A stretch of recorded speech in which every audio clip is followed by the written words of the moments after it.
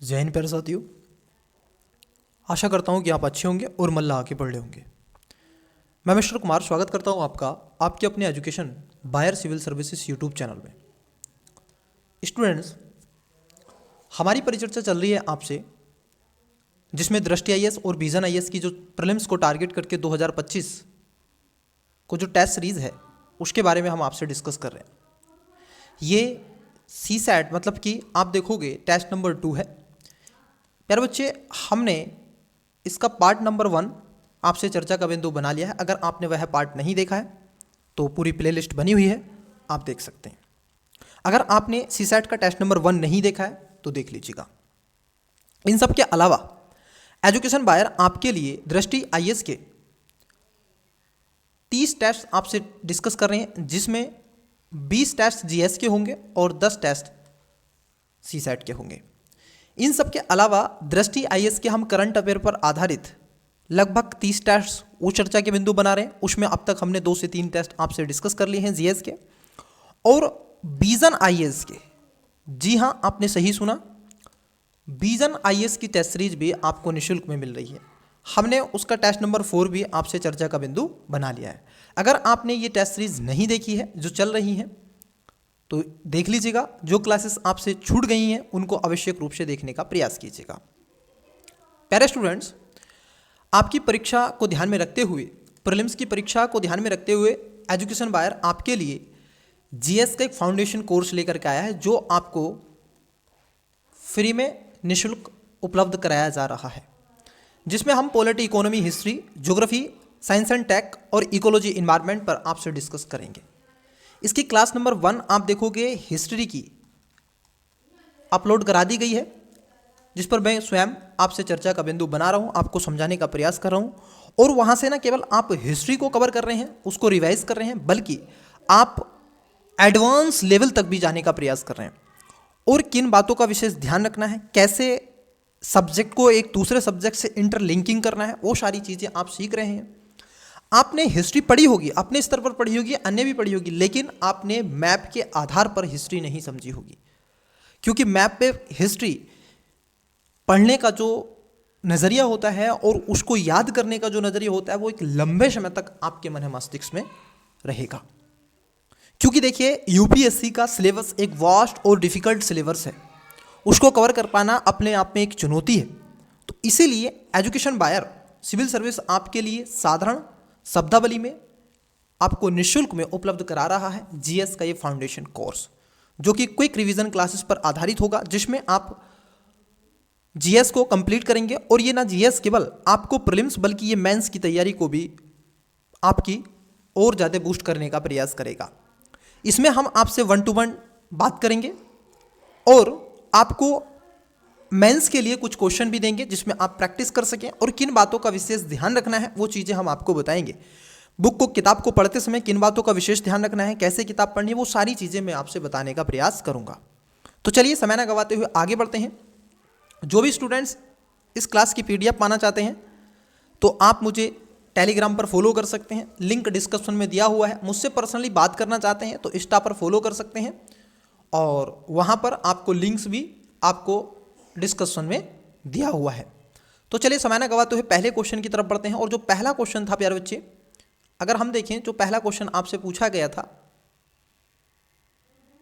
One second, पहला जो question था वह क्वेश्चन था आपका 31 नंबर आई थिंक क्वेश्चन था, जिस पर मैंने आपसे डिस्कस की थी।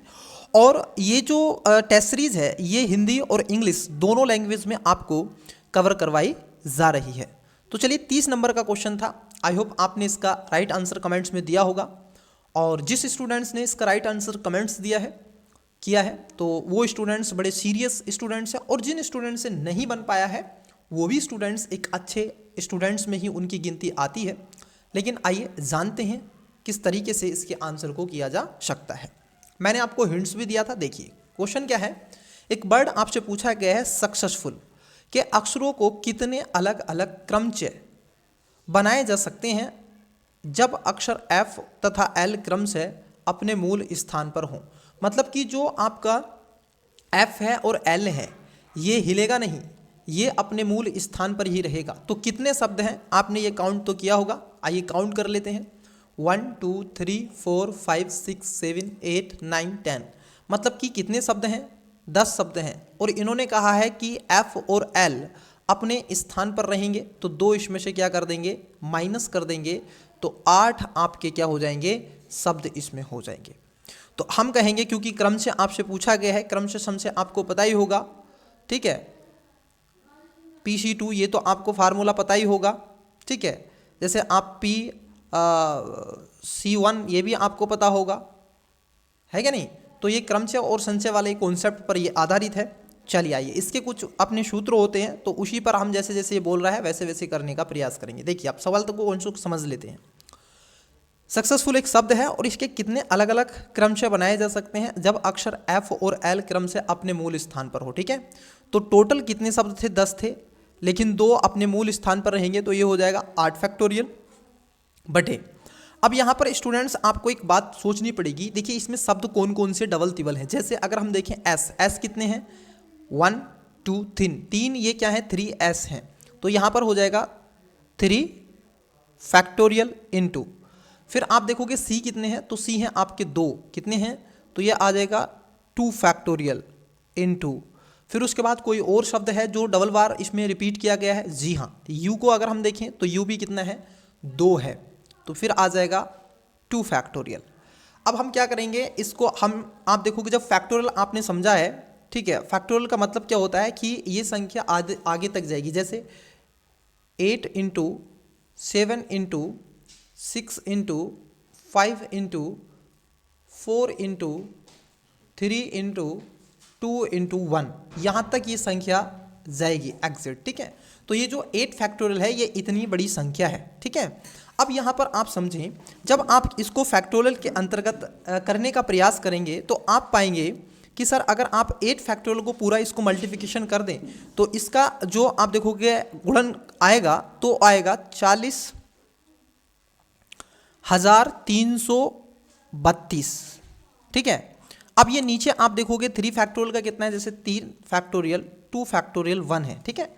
तो 3 दूनी 6, तो यहाँ पर आ जाएगा 6 फैक्टोरियल 6। अब फैक्टोरियल नहीं आने का क्योंकि अब तो हो गया पूरा फैक्टोरियल, तो ये तो 2 ही रहेगा, 2 फैक्टोरियल 1 करोगे तो 2 ही का ना 2, तो यहाँ पर आ जाएगा 2 इंटू 2, ठीक है। अब ये हो जाएगा 6 दूनी 12 दूनी 24, मतलब कि आप देखोगे 40,320 को 24 से आपको क्या करना है, डिवाइड कर देना है, और जितना भी आएगा वो इसका आंसर आ जाएगा। तो जब आप डिवाइड करोगे तो इसका आंसर आ जाएगा 1680। कितना आ जाएगा, 1680 इसका करेक्ट आंसर आ जाएगा। तो इसका बी राइट आंसर होगा बच्चे 1680। किस किस एस्पिरेंट्स का 1680 राइट आंसर आया था कमेंट्स करके जरूर बताएं। तो आप क्या करेंगे, एक बार पुनः और इस वीडियो को, ठीक है, इतना पोस्ट करके आप देख लेंगे और इसका स्क्रीनशॉट ले लेंगे, ठीक है। इस क्वेश्चन का स्क्रीनशॉट भी ले लेंगे। तो चलिए अगले क्वेश्चन की तरफ बढ़ते हैं, अगला क्वेश्चन देखने का प्रयास करते हैं। नेक्स्ट क्वेश्चन क्या पूछा है, आइए। ये टेस्ट सीरीज आपको हिंदी और इंग्लिश दोनों लैंग्वेज में उपलब्ध कराई जा रही है। चलिए परिच्छेद पर आधारित है क्वेश्चन नंबर आज की क्लास का। देखते हैं सेकंड क्वेश्चन क्या है, आइए देखिए। क्वेश्चन है आपसे परिच्छेद पे पूछा गया है, परिच्छेद में जिन मैं शब्दों को आपसे यहाँ पर क्लिक करूँगा, जिन शब्दों पर मैं हिंट्स दूंगा तो उनको थोड़ा सा आपको मार्क करूँगा, जिन शब्दों को उनको आपको बेसिकली ध्यान रखना है। तो चलिए आइए देखते हैं क्या है पैसेज।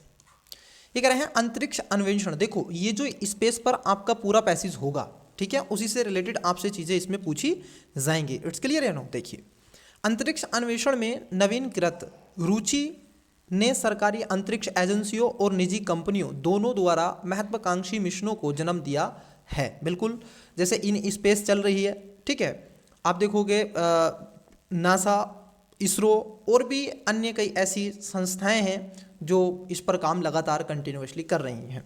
और प्राइवेट सेक्टर में जैसे एलन मस्क की है, आप सभी जानते हैं, स्काई रूट है, आप ये भी जानते हैं। चंद्रमा पर अड्डे स्थापित करने और अंततः मंगल ग्रह पर मनुष्यों को भेजने के लिए योजनाएं अब वास्तविकता बन गई हैं, जबकि ये मिशन वैज्ञानिक सफलताओं के साथ साथ तकनीकी प्रगति का वादा करते हैं।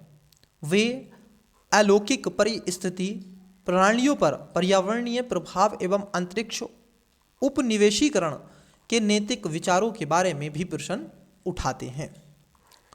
अब आपसे इतना पूछ करके यहाँ पर क्वेश्चन पूछा जा रहा है। चलिए आइए क्वेश्चन को देखते हैं, क्वेश्चन क्या पूछ रहे हैं। देखिए ये कह रहे हैं क्वेश्चन में आपसे कि निम्नलिखित में से कौन सा कथन सर्वाधिक तर्कसंगत और विवेकपूर्ण निष्कर्षों को सर्वोत्तम रूप से दर्शाते हैं जिन्हें इस परिच्छेद से प्रतिपादित किया जा सकता है। अब ऑप्शंस देके रखे हैं, वीडियो को पॉज करके राइट आंसर बताने का प्रयास करें। देखिए पहला है अंतरिक्ष उपनिवेशीकरण नैतिक और पर्यावरण संबंधी चिंताओं से मुक्त है। ये कह रहे हैं चिंताओं से मुक्त है। नहीं महोदय, चिंताओं से मुक्त नहीं है, बल्कि इसने एक मुद्दा बना दिया है, तो ये तो बकवास कर रहा है, पहला तो नहीं है। बी में कह रहे हैं कि अंतरिक्ष अन्वेषण में सरकारी और निजी दोनों संस्थाएं निवेश कर रही हैं। बिल्कुल ये बात आपकी सही है, यहाँ तक अभी ये सही है। सी में कह रहे हैं कि मंगल ग्रह पर मनुष्यों को भेजने की कोई योजना नहीं है। इन्होंने कहा मंगल ग्रह पर योजना बना रहे हैं, उसके साथ साथ ये प्रतिबद्धताएं, ये ऐसा कंपटीशन आज पूरे वैश्विक स्तर पर देखने के लिए मिल रहा है।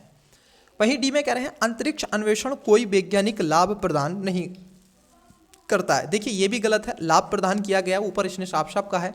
तो इसका जो राइट आंसर हो जाएगा बी, इसका करेक्ट आंसर हो जाएगा कि अंतरिक्ष अन्वेषण में सरकारी और निजी दोनों संस्थाएं आज निवेश कर रही हैं और वास्तव में कर रही हैं। मैंने जैसे आपको भारत का एक उदाहरण दिया, आप देखोगे जो SINL है उसके बारे में, स्पेस इंडियन लिमिटेड जो है, ठीक है, वो इस पर काम कर रहा है।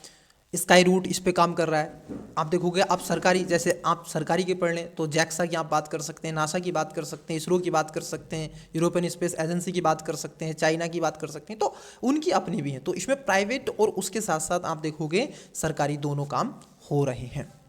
अगला इसी पर क्वेश्चन पूछा गया है पूर्व धारणाएं।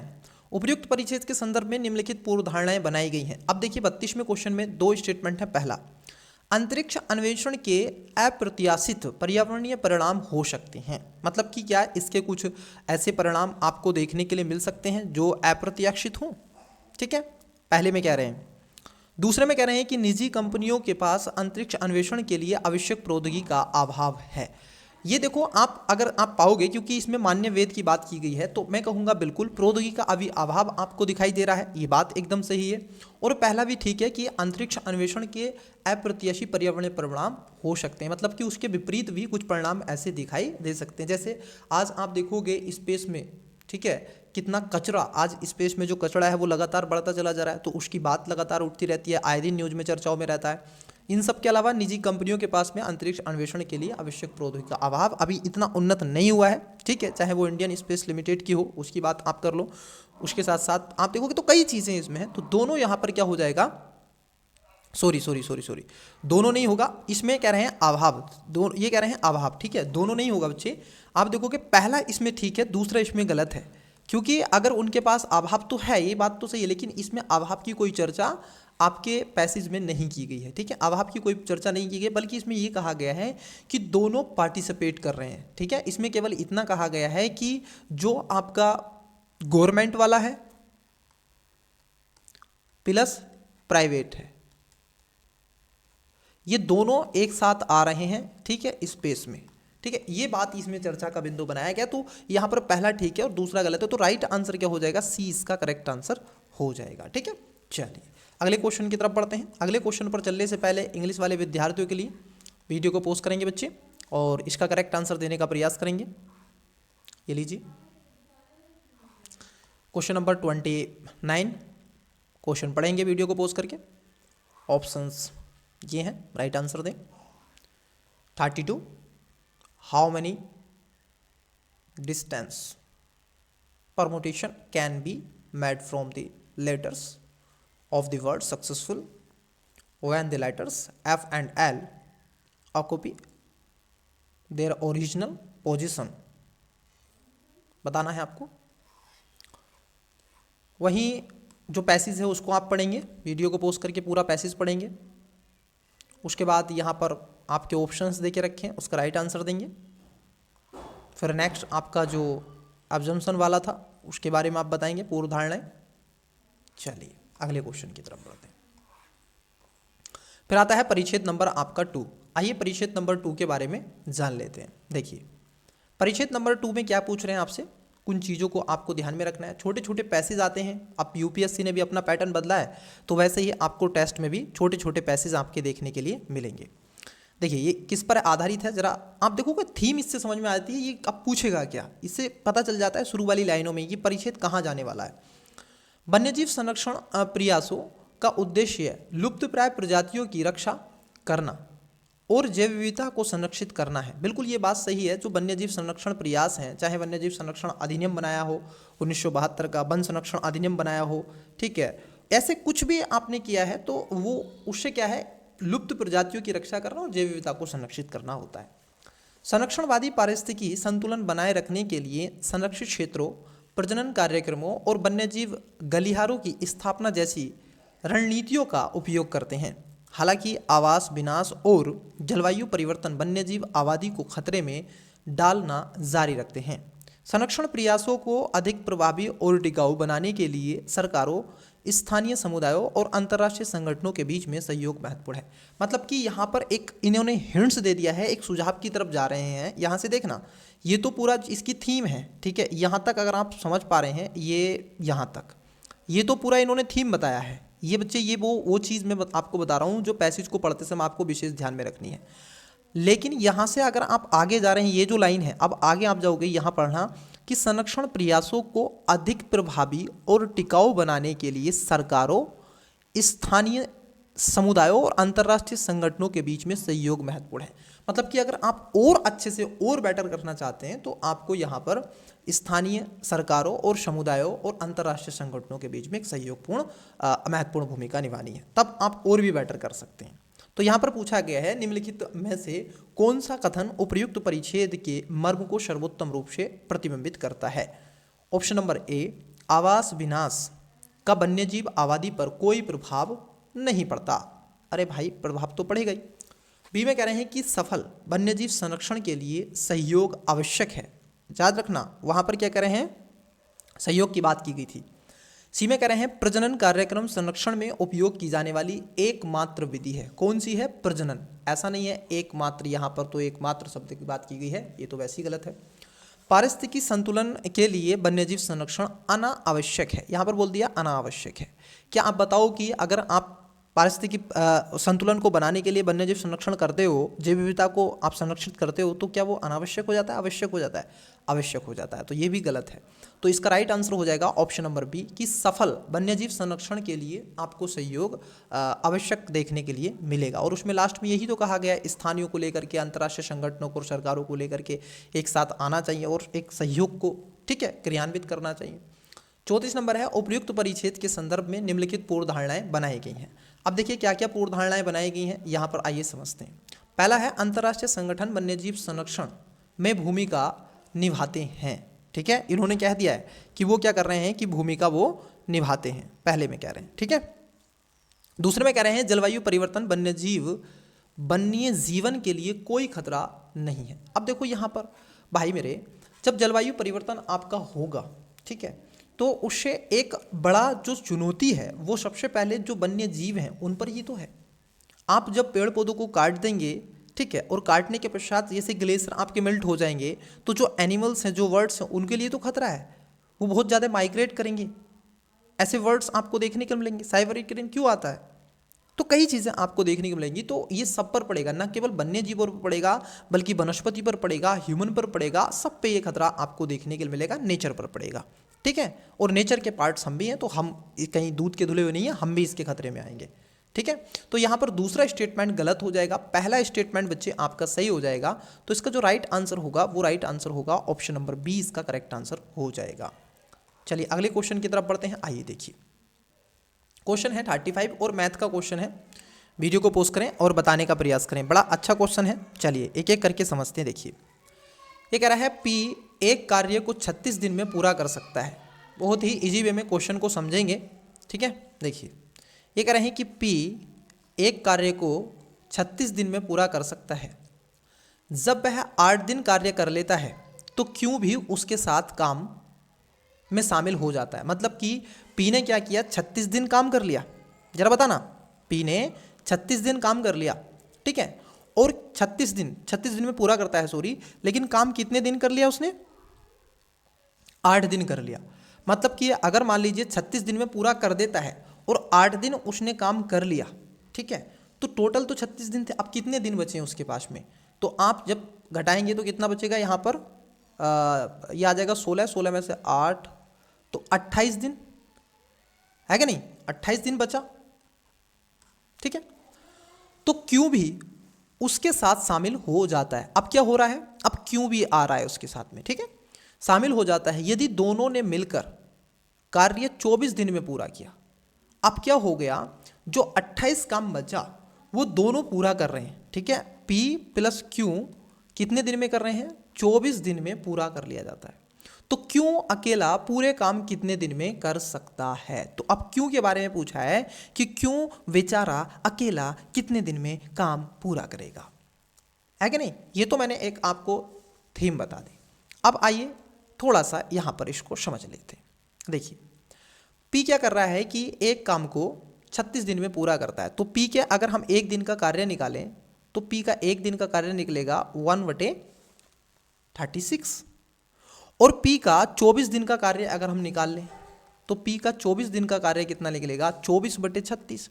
तो अगर हम इसको काट दें तो ये आ जाएगा आपका 2/3, 12 दूनी 24 और 12 36, ठीक है। फिर कहते हैं कि क्यों फिर आ जाता है। अब मान लीजिए क्यू का हमें नहीं पता, लेकिन अगर हम कहें कि मान लो अगर क्यू कार्य में आ रहा है, मान लो कि जो क्यू है, अगर आप क्यू को देखें, माना कि क्यू एक्स दिन में किसी काम को पूरा कर लेगा, ठीक है, तो जब एक्स दिन में किसी काम को पूरा कर लेगा क्यू, है ना, तो आप मुझे बताओ कि 36 दिन में काम हो रहा था, ठीक है, वो अकेला कर रहा था, अब उसने इतने दिन में कर लिया, ठीक है। तो क्यू कितने दिन में करेगा, तो क्यू का अगर हम देखें दिन का कार्य हम देखें तो कितना हो जाएगा, 16/x हो जाएगा क्यू का। अगर हम देखें पी और क्यू जब दोनों पूरा कार्य करेंगे कितने दिन में, एक दिन में, तो मुझे बताओ कि पी का 24 दिन का कार्य है प्लस क्यू का 16 दिन का कार्य कितने दिन में होगा। तो आप कहोगे कि पी प्लस क्यू का, दोनों का पूछा ना, यहाँ पर दोनों आ रहे हैं ना, दोनों मिल गए, ठीक है, तो दोनों मिलकर आ रहे हैं, तो आप कहोगे यहाँ पर कि 2/3, ठीक है, प्लस 16/x बराबर कितना, 1। इट्स क्लियर है ना।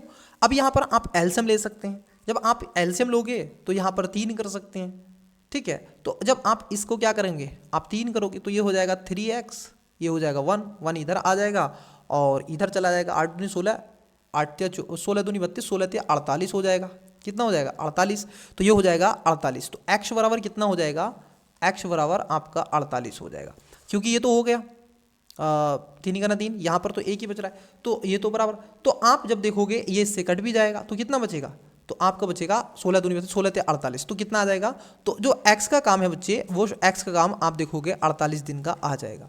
मतलब कि जो क्यों अकेला काम करेगा, वो क्यों अकेला काम करेगा आपका 48 दिन में इस काम को पूरा कर देगा।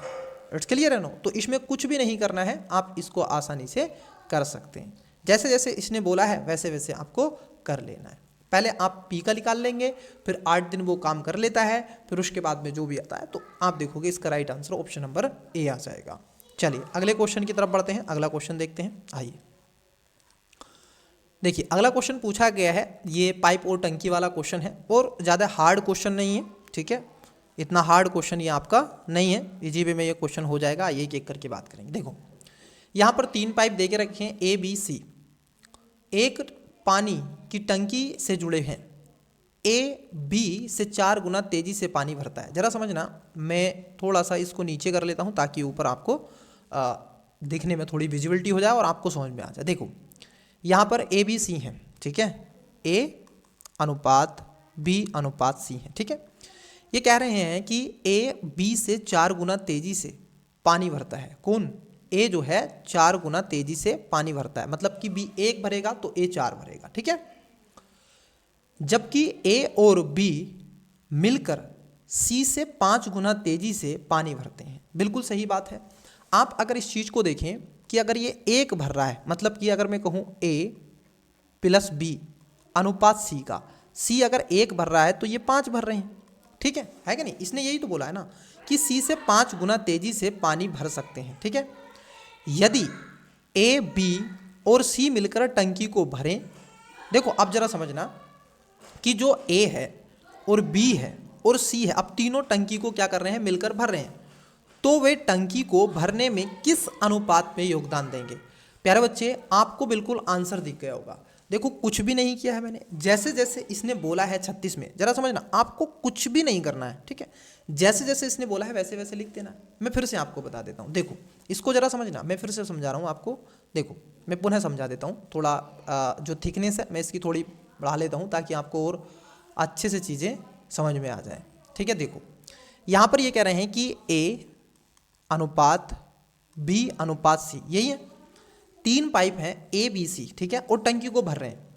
ए क्या कर रहा है, बी से 4 गुना तेज, मतलब कि अगर बी 1 भरता है तो सी कितना भरता है, 4 भरता है, सॉरी ए 4 भरेगा, ठीक है, ये कह रहे हैं ना, यहाँ पे देखो ए बी से 4 गुना तेजी से भरता है, जबकि टंकी ए बी सी से 5 गुना। अब देखो जरा समझना, ए बी जो है दोनों मिलकर, अब जरा समझना यहाँ पर ए प्लस बी अनुपात सी, इससे कितना मिलकर 5 गुना, तो यहाँ पर मतलब कि सी का मान तो 1 ही आ रहा है, तो सी, अब देखो दोनों को अगर मिला दें ए प्लस बी को कितना 5 ही हो रहा है भाई, आप जरा देखिएगा 4 + 1 तो कितना होता है 5, तो यहाँ पर भी 5 हो रहा है।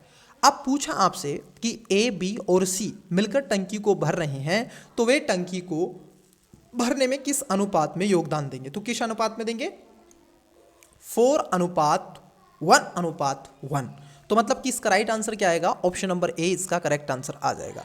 स्क्रीनशॉट ले लीजिएगा, बहुत ही इजी वे में मैंने ये बता दिया है। इट्स क्लियर है नो। चलिए अपने स्तर पर भी बच्चे क्वेश्चन को करने का आवश्यक ट्राई करते रहें, ठीक है। चलिए अगला क्वेश्चन देखते हैं।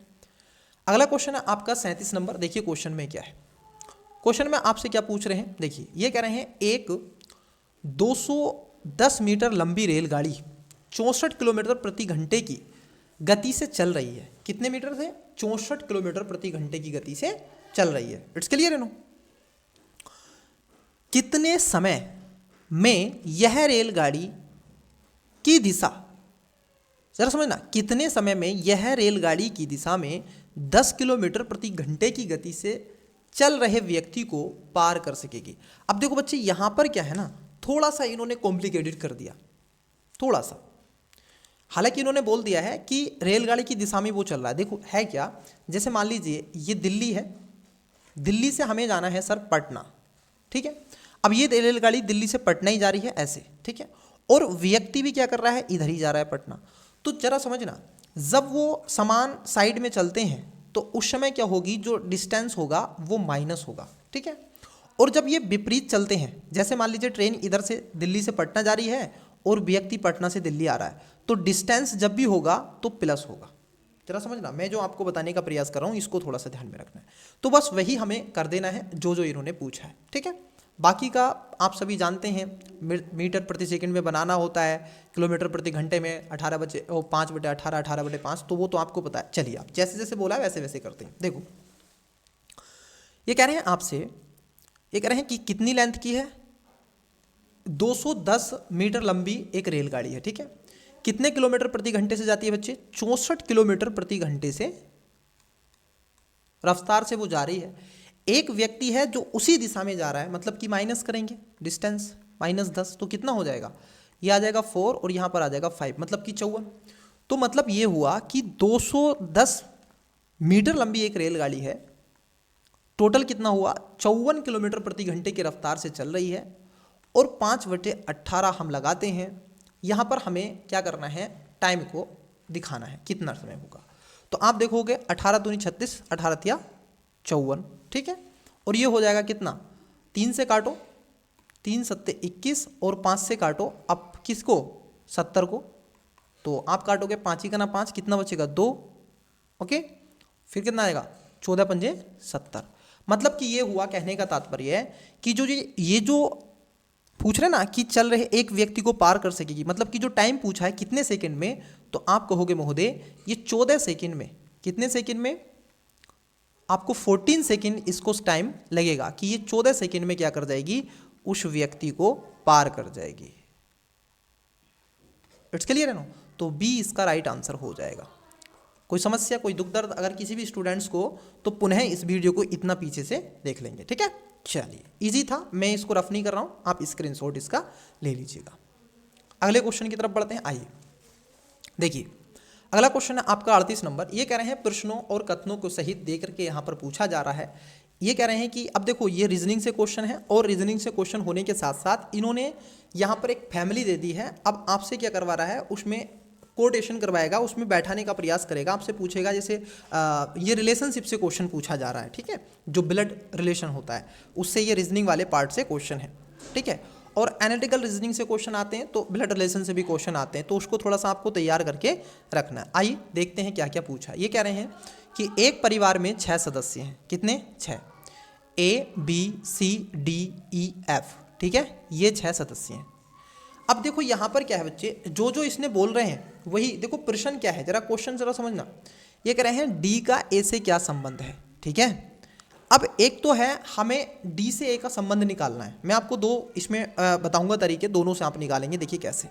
एक तो है कि आप क्रम व्यवस्था में बैठाते चले जाएं जैसे जैसे पूछे, और एक है कि आप बैठाएं नहीं बल्कि आप ये ढूंढने का प्रयास करें कि अगर हम ए से डी तक रिलेशन कैसे बना सकते हैं, मतलब कि कितने कथनों को यहाँ पर हम ले सकते हैं। इसमें केवल एक कथन ले सकते हैं या 2 कथन ले सकते हैं, या फिर हम बिना उसके भी काम चला सकते हैं। चलिए आइए, पहले में कह रहे हैं देखो, क्योंकि हमें ए से डी तक जाना है, तो देखो ए यहाँ पर है, समझना, ए यहाँ पर भी है, ए यहाँ पर भी है, ये यहाँ पर भी। मतलब कि क्या आपका मुझे लगता है कि 1 2 और 4 से क्वेश्चन बन जाएगा। मुझे ऐसा लगता है पर्सनली, क्या बन जाएगा? क्योंकि देखो मैं इसलिए बोल रहा हूँ क्योंकि ए भी यहाँ पर दे के रखें, जरा समझना। मैं एक ऑप्शन से आपको है ए भी यहाँ पर दे के रखें और ए भी यहाँ पर भी दे के रखें, क्लियर। और यहाँ पर जरा ध्यान रखना, एफ ए दादा, देखो अब यहाँ पर एफ का संबंध इससे दे के रखा है और एफ का संबंध इधर दे के रखा है। तो मुझे जो पर्सनली लग रहा है 1 2 और 4 इसका आंसर आना चाहिए। कितना आना चाहिए? 1 2 4। अब देखते हैं इसमें है कहीं, देखो ये हैगा 1 2 4। अब जरा हम इसको समझ लेते हैं। ये तो मैंने कहा कि बिना पेन पेंसिल उठाए आप कर सकते हैं, ठीक है, ये तो वो वाला हो गया। बट अब हमें वास्तव में अगर इसको जानना है कि हाँ हो भी रहा है कि नहीं, आइए आपको इसका बिल्कुल एक तरीके से ट्राई करके हम दिखा देते हैं, पूर्ण रूप से इसको सत्यापित कर देते हैं। देखिए जरा समझना, पहले वाले में देखते हैं, पहले कथन को लेते हैं। सी बी की माँ है, मतलब कि जो सी है मैं यहाँ पर बना रहा हूँ, सी बी की माँ है, ठीक है, तो ऊपर रहेगी। और बी ए का भाई है, तो जो बी है बी ए की माँ है। अब जरा समझना यहां पर थोड़ा सा, सी बी की माँ है और बी ए की माँ है, तो ए क्या होगा, नीचे आएगा किसके, बी के। तो सी किसकी लगी, नानी, लेकिन सी का संबंध नहीं पूछ रहा है, यहां पर ए और डी का संबंध पूछ रहे हैं। अब यहाँ पे हमें निकालना है या तो सी वाला हो, डी वाला हो, बी वाला हो या ए वाला हो। तो देखो हम इस पे तो नहीं जा सकते क्योंकि इसमें सी नहीं है, इसमें एफ है, ई है और डी है, तो हम 2 नहीं लेंगे। लेकिन हम अब इसकी तरफ चले जाएंगे, इसको हम नहीं लेंगे, 3 को हम बिल्कुल नहीं लेंगे क्योंकि इसमें ए बी की बात की है और ए बी हमने ले लिए।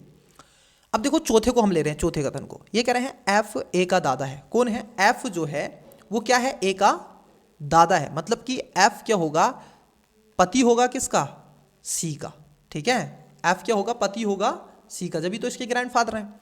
अब यहां पर समझ लेना, अब देखो एफ का इसमें है, ई एफ की पुत्री है। जो ई है ना, ई वो क्या है, एफ की पुत्री है। ई मतलब कि ई जो है, ई एफ की पुत्री है, क्लियर, ई एफ की पुत्री है, तो इसे नीचे आ जाएगी, मतलब कि सी की भी वो पुत्री होगी और बी की क्या होगी, बहन होगी, है कि नहीं। जो डी की पत्नी है, और क्या है, जो डी की पत्नी है। अब डी की पत्नी होगी, ठीक है साहब।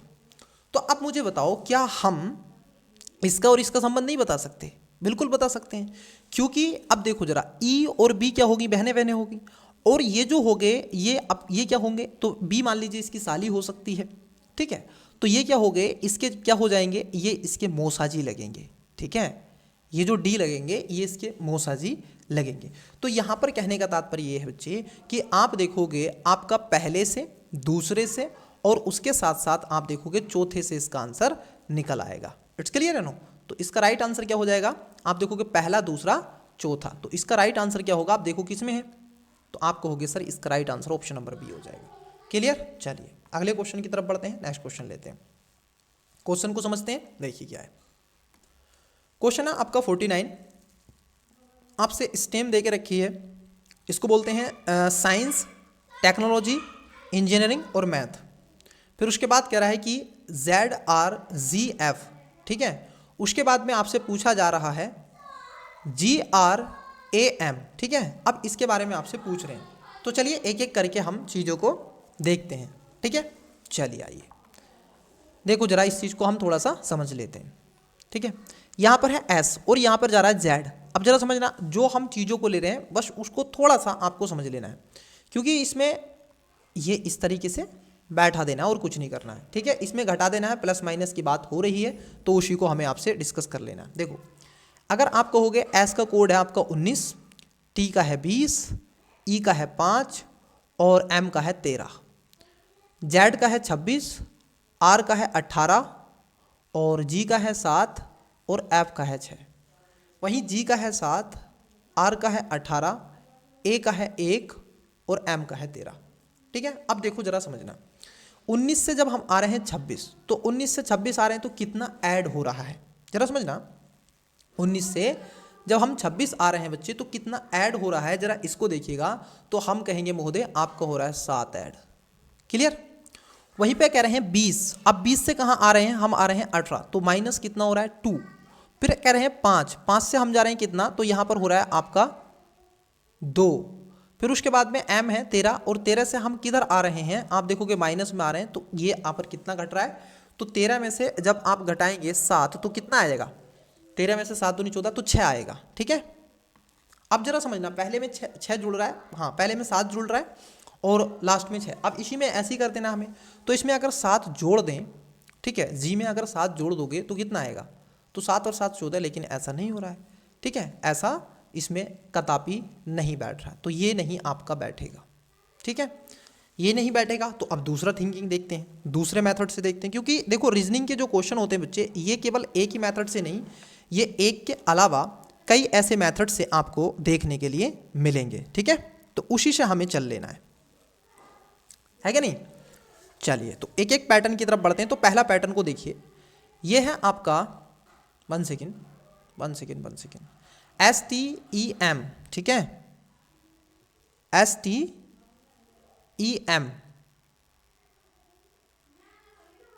ठीक है, STEM। अगर आप इसका लगाओगे, देखो पहला है 19, 20, 5, 13, ठीक है, 19, 20, 5, 13। थोड़ा सा इन्होंने क्वेश्चन में क्या किया है, गड़बड़ की है स्टूडेंट्स, थोड़ा इन्होंने क्वेश्चन में गड़बड़ की है और ठीक ठीक इन्होंने गड़बड़ की हुई है कि नहीं। इन्होंने थोड़ी सी गड़बड़ की है, जो ये क्वेश्चन नहीं बन पा रहा है, ठीक है। तो इन्होंने क्वेश्चन में क्या कर दी है, गड़बड़ कर दी है, और ठीक ठाक इन्होंने क्वेश्चन में गड़बड़ की है। तो आप इसको अपने स्तर पर कीजिएगा, ये क्वेश्चन गलत है, ठीक है। आप इसका कमेंट्स करेंगे आंसर, ये क्वेश्चन गलत है, ठीक है, ये ऐसे नहीं बनेगा क्वेश्चन, ठीक है। बताइएगा इसका राइट आंसर, ठीक है। इसका जो आपका 39 है, इसका आंसर आप मुझे कमेंट्स करके बताइएगा आपका क्या आ रहा है, फिर मैं इसका आपको एक वीडियो बना के इसकी जगह एक नया क्वेश्चन हम ले लेंगे। चलिए पैसेज वाला क्वेश्चन इंग्लिश वाले स्टूडेंट्स के लिए, आइए देखिए। इंग्लिश वाले विद्यार्थी क्वेश्चन को अटैम्प्ट करें, वीडियो को पोस्ट करें, क्वेश्चन अटैम्प्ट करें, ये इसके ऑप्शंस हैं। अगला क्वेश्चन, उसके बाद नेक्स्ट क्वेश्चन है जो मैंने आपको बताया था, P can do a pies of work in 36 days, ठीक है, वो पिक कर रहा है इतने में। नेक्स्ट 36 रेशियो वाला था, 37 ट्रेन वाला था, और ये आपका ब्लड रिलेशन से था, रीजनिंग वाला कॉन्सेप्ट पर आधारित था, कितने स्टेटमेंट इसमें सही हैं, 1, 2 और 4। तो ये इसके ऑप्शन हैं, बनाइएगा अपने स्तर पर, और इंग्लिश वाले स्टूडेंट्स भी क्या करेंगे, इस क्वेश्चन को आवश्यक रूप से बनाएंगे। चलिए अगले क्वेश्चन की तरफ बढ़ते हैं, अगला क्वेश्चन लेते हैं, आइए देखिए क्वेश्चन क्या है। क्वेश्चन है आपका 40 नंबर, और क्वेश्चन बड़ा अच्छा आपसे पूछा गया है। देखिए ये पूछ रहे हैं आपसे, यदि x + y का अर्थ x - y है, अब देखो यहाँ पर कुछ अर्थ वगैरह दे के रखे हैं तो आपको वही चीज़ कर लेनी है, ठीक है, और कुछ नहीं करना है। फिर कह रहे हैं x माइनस बाई का अर्थ x इंटू बाई है, x इंटू बाई का अर्थ x भाग बाई है, x भाग बाई का अर्थ है x प्लस बाई है। तब 1000 प्लस 300 माइनस 200 गुणा 20 भाग 5000 का मान क्या है। वीडियो को पोस्ट करें, बड़ा अच्छा क्वेश्चन है, ठीक है, इस क्वेश्चन को टैकल करने का प्रयास करें। चलिए आइए प्रयास करता हूं मैं भी आपके साथ में। देखिए 1000 प्लस की अगर हम बात कर लें तो प्लस का क्या हो रहा है, माइनस हो रहा है, ठीक है। उसके बाद आ जाएगा 300, फिर वहां पर कह रहे हैं कि माइनस, माइनस का अर्थ क्या हो रहा है, भाग हो रहा है, ठीक है। तो यहां पर आ जाएगा आपका 200। फिर उसके बाद में क्या है, यहाँ पर देखो गुणा का जो अर्थ हो रहा है वो भाग हो रहा है, तो हम नीचे आ जाएंगे इसके 20, और सॉरी 200 नहीं है 20 आ जाएगा, क्योंकि 200 को तो भाई 20 से भाग कर रहा है। उसके बाद है भाग, भाग का अर्थ क्या है, ये प्लस में आ जाएगा प्लस 5000। अब कुछ नहीं करना है, बस भाग कर देना है, तो इसको हम काट दें 0 से 0 और ये आ जाएगा 10, ठीक है। फिर उसके बाद में क्या होगा, गुणा हो जाएगा, ये हो जाएगा 1000 माइनस कितना हो जाएगा 3000 प्लस का 5000, ठीक है, ये इधर चला जाएगा।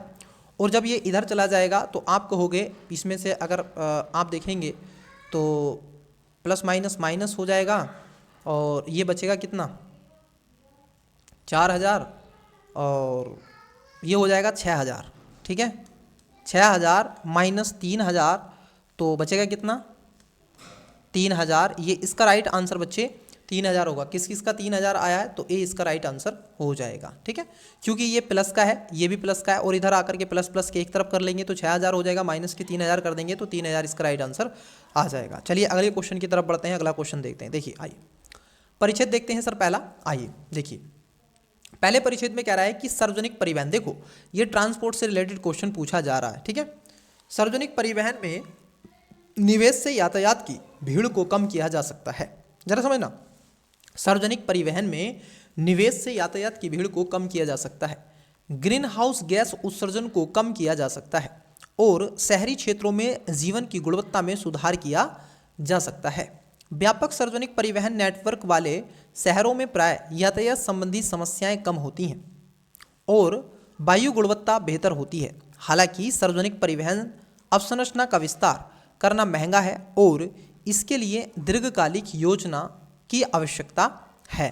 नीति निर्माताओं को लगता है कि मुकाबले लाभ का मूल्यांकन करना चाहिए तथा साथ ही परिवहन परियोजनाओं की सफलता सुनिश्चित करने के लिए जनमतों पर विचार करना चाहिए।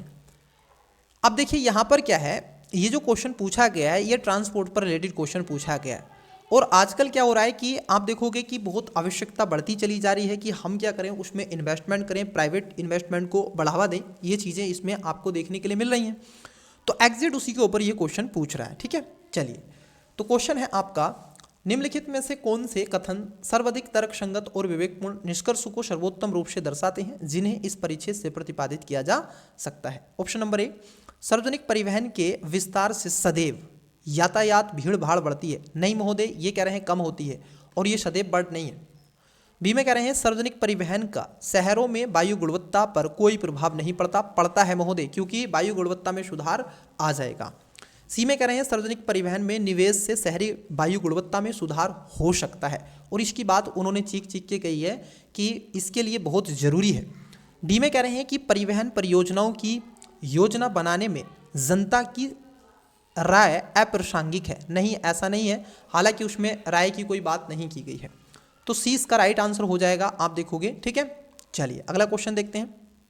अगला क्वेश्चन है अजम्पशन मतलब कि पूर्व धारणा पर। उपयुक्त परिच्छेद के संदर्भ में निम्नलिखित पूर्व धारणाएं बनाई गई हैं। पहले में कह रहे हैं यदि शहरी निवासियों को सार्वजनिक परिवहन परियोजनाओं से स्पष्ट लाभ दिखाई देगा तो वे इनका समर्थन करेंगे। क्या ऐसी बात कही गई है कि वो समर्थन करेंगे अगर उनको लाभ मिलेगा तब, ठीक है। दूसरे में कह रहे हैं सार्वजनिक परिवहन अवसंरचना का निर्माण शीघ्रतापूर्ण और कम खर्च में किया जा सकता है।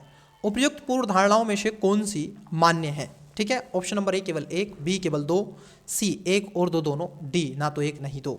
वीडियो को पोस्ट करें, करेक्ट आंसर देने का प्रयास करें। आई होप आपने इसका राइट आंसर दिया होगा।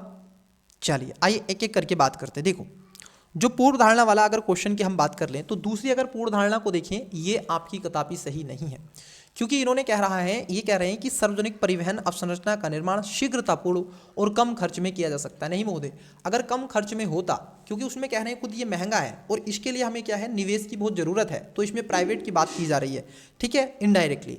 लेकिन आप देखोगे दूसरा इसमें गलत है, पहला इसमें सही हो जाएगा, मतलब कि राइट आंसर क्या होगा, ऑप्शन नंबर ए इसका करेक्ट आंसर हो जाएगा। चलिए अगले क्वेश्चन की तरफ बढ़ते हैं, नेक्स्ट क्वेश्चन लेते हैं। क्वेश्चन आपका, खाद्य सुरक्षा एक महत्वपूर्ण मुद्दा है। जरा समझना, परिच्छेद में किस पर है, फूड सिक्योरिटी पर ये आप देखोगे बल दे रहे हैं, ठीक है। ये कह रहे हैं खाद्य सुरक्षा एक महत्वपूर्ण मुद्दा है जो दुनिया भर में लाखों लोगों को प्रभावित करता है। जलवायु परिवर्तन, जनसंख्या वृद्धि और संसाधनों की कमी से संवेदनशील क्षेत्रों में खाद्य असुरक्षा बढ़ रही है। धारणीय कृषि पद्धतियाँ, कृषि अनुसंधान में निवेश और खाद्य अपशिष्ट को कम करना इस संकट से निपटने के लिए प्रस्तावित कुछ रणनीतियां हैं। नीति निर्माता स्थिर और न्याय संगत वैश्विक खाद्य आपूर्ति सुनिश्चित करने के लिए अंतर्राष्ट्रीय सहयोग के महत्व पर भी जोर देते हैं। मतलब कि अगर आप देखोगे कोऑपरेशन होगा, ऐसे सहयोग आपको देखने के लिए मिलेगा, तो उससे क्या होगा, कई चीज़ें आपको ये देखने के लिए मिल जाएंगी। अब देखो इसमें क्या पूछ रहे हैं, क्योंकि जब जलवायु परिवर्तन हो रहा है, जनसंख्या वृद्धि हो रही है और भी कई चीज़ें बढ़ती चली जा रही हैं, तो उससे क्या हो रहा है, फूड जो सिक्योरिटी है उसका कंसर्न लगातार बढ़ता चला जा रहा है। इट्स ओके या नहीं। तो देखो अभी इसमें यही चीज़ें आपसे पूछी जाएंगी। ये कह रहे हैं कि निम्नलिखित में से कौन सा कथन उपयुक्त परिच्छेद के मर्म को सर्वोत्तम रूप से प्रतिबिंबित करता है। ऑप्शन नंबर ए, खाद्य अपशिष्ट में कमी का खाद्य सुरक्षा पर कोई प्रभाव नहीं पड़ता, ये बकवास कर रहा है। बी में कह रहे हैं कि जलवायु परिवर्तन और जनसंख्या वृद्धि से खाद्य सुरक्षा अप्रभावित रहती है। अरे भाई, अप्रभावित नहीं है, वो प्रभावित होती है, ये भी बकवास कर रहा है। सी में कह रहे हैं खाद्य सुरक्षा को संबोधित करने के लिए धारणीय प्रथाओं और वैश्विक सहयोग के संयोजन की आवश्यकता होती है। यही तो मोदे चीख चीख कर इस पैसेज में, इस पैराग्राफ में बात की जा रही है। डी में कह रहे हैं कि खाद्य असुरक्षा से निपटने में कृषि अनुसंधान प्राथमिकता नहीं है। अरे भाई, जब बोओगे नहीं तो खाओगे क्या, उत्पादी नहीं होगा तो क्या सोना चांदी खा लोगे, खाद्य खाना है आपको, तो गेहूं चावल दाल आटा ही तो खाना है।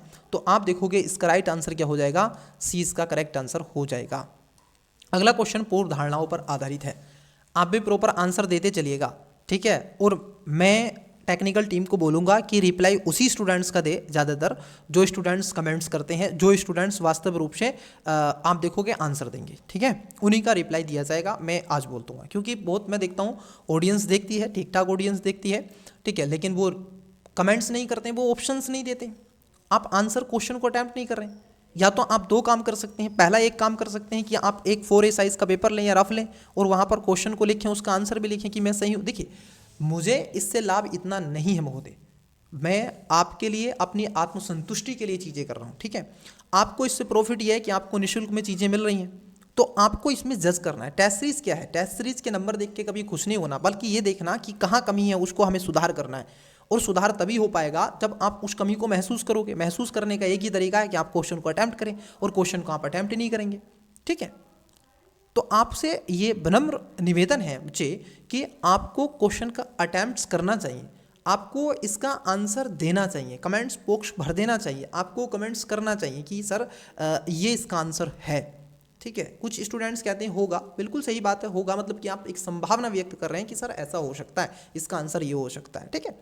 बट आप ये भी जज कर लेंगे कि जब आपने अपना आंसर पहले दे दिया, जैसे 44 नंबर है, ठीक है, तो ये कह रहे हैं अजम्पशन है, पूर्व धारणाएं बनाएगी, तो इसका वीडियो को पोस्ट करके अब आप आंसर दे इसका कि सर इसका आंसर ए होगा, बी होगा, सी होगा, क्योंकि आपने भी पैसेज पढ़ा है मेरे साथ, मैंने आपको समझाया है। देखो, ये दो डिफरेंट चीज़ें होती हैं, एक होता है स्वयं में समझना, एक होता है समझा देना। तो समझाना बेटर है, मैंने आपको और भी बेटर तरीके से समझा दिया। अब आप अपने स्तर पर पढ़ोगे तो कई बार भटक जाओगे, ठीक है। तो इसलिए जरा इसको वीडियो को पोस्ट करना हर एक क्वेश्चन पे, और आंसर कमेंट्स में चाहिए मुझे, तभी मैं आपके पर्सनली मैं भी रिप्लाई तभी दे पाऊंगा, अन्यथा मैं भी रिप्लाई नहीं दूंगा, मैं क्यों लोड लूंगा आपके कमेंट्स का, ठीक है। चलिए देखिए 44 नंबर, उपयुक्त परिच्छेद के संदर्भ में बहुत अच्छे ऑडियंस हैं और कई स्टूडेंट्स हैं, जैसे एक है गोलू यादव नाम करके आ रहा है, गोलू है, और ऐसे रूबी है, और भी हैं कई ऐसे बच्चे हैं जो बहुत ही अच्छे से आंसर देते हैं, पर क्लास में बताते हैं। और एक वो शायद दीक्षा, आई थिंक नाम अगर मैं सही से रिकॉल कर पा रहा हूँ तो, ठीक है। तो वो भी बहुत अच्छे से आंसर देते हैं। तो कई ऐसे स्टूडेंट्स हैं, ठीक है। तो चलिए आइए देखते हैं। एक अमिता करके नाम एक रिकॉल हुआ, वो भी एक नाम है, वहाँ से भी कमेंट्स आते रहते हैं। देखिए, उपयुक्त परिच्छेद के संदर्भ में निम्नलिखित पूर्व धारणाएं बनाई गई हैं। तो देखिए पहला स्टेटमेंट क्या है, अंतर्राष्ट्रीय सहयोग खाद्य असुरक्षा को हल करने में योगदान दे सकता है। बिल्कुल सही बात है, उसने कहा कि हमें कोऑपरेटिव सोसाइटी की तरफ जाना चाहिए, हमें अंतर्राष्ट्रीय सहयोग को भी बढ़ावा देना चाहिए। बिल्कुल सही बात है।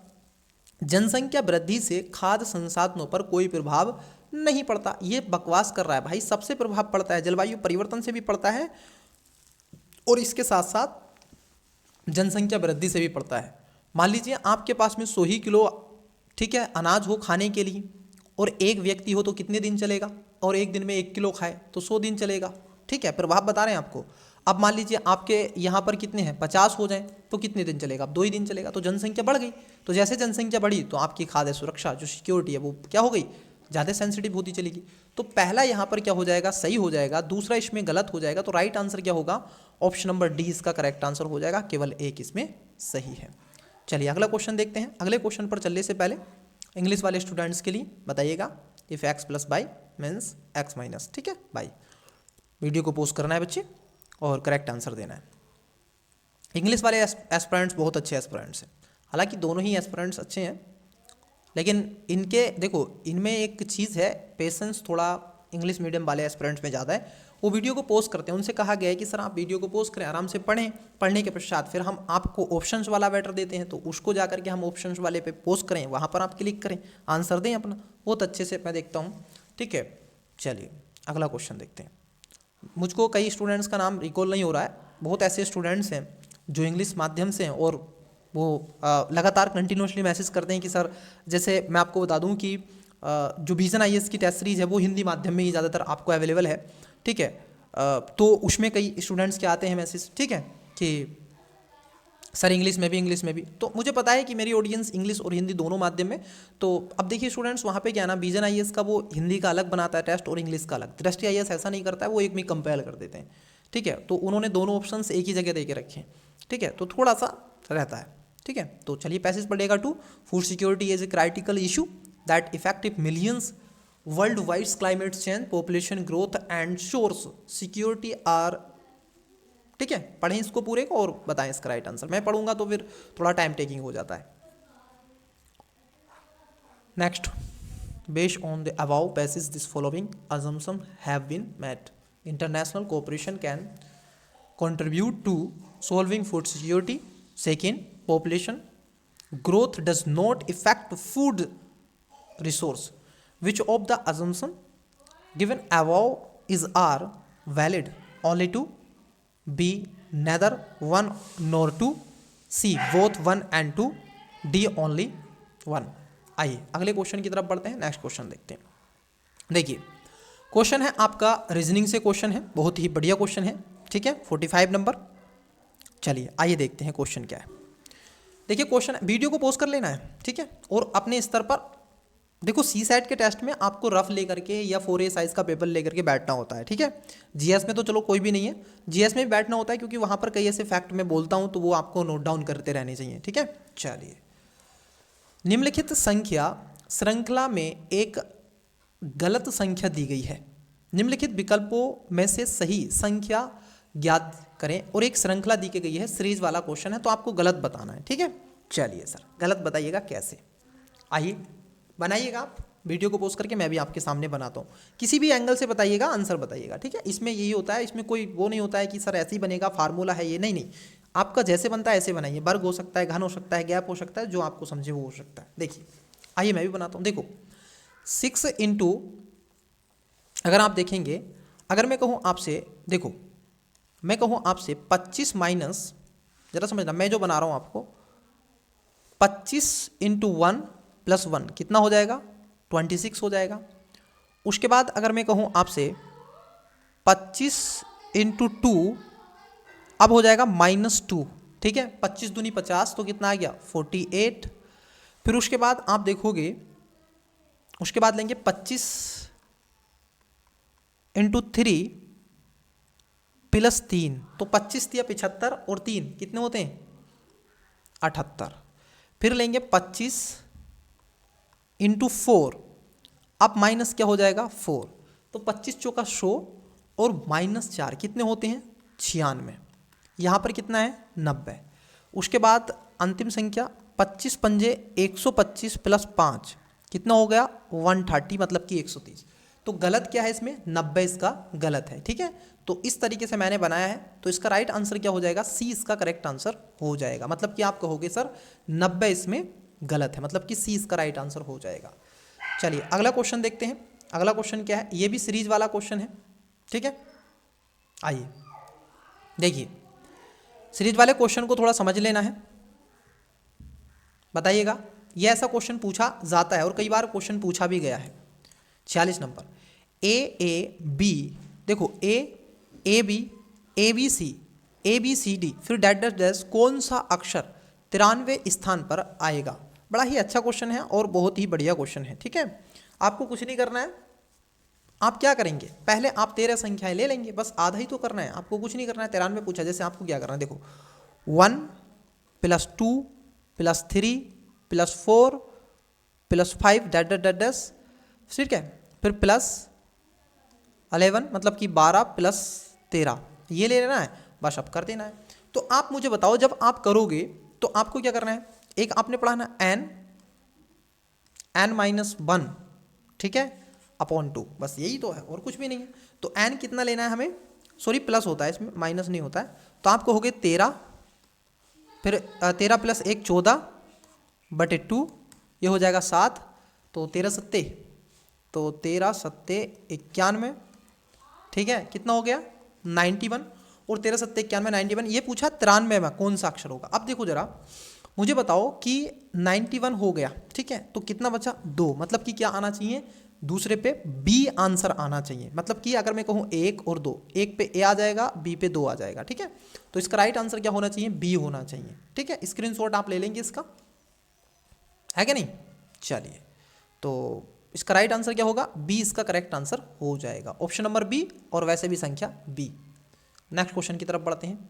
ये भी आपका रीजनिंग से क्वेश्चन है, लुप्तपद है, आपसे इसका विनम्र निवेदन है बच्चे, इसका करंट आंसर आप दें कमेंट्स में। बहुत इजी है, कोई इसमें हार्डनेस नहीं है, क्योंकि इसमें कोई मेथड नहीं होता है, कुछ नहीं होता है।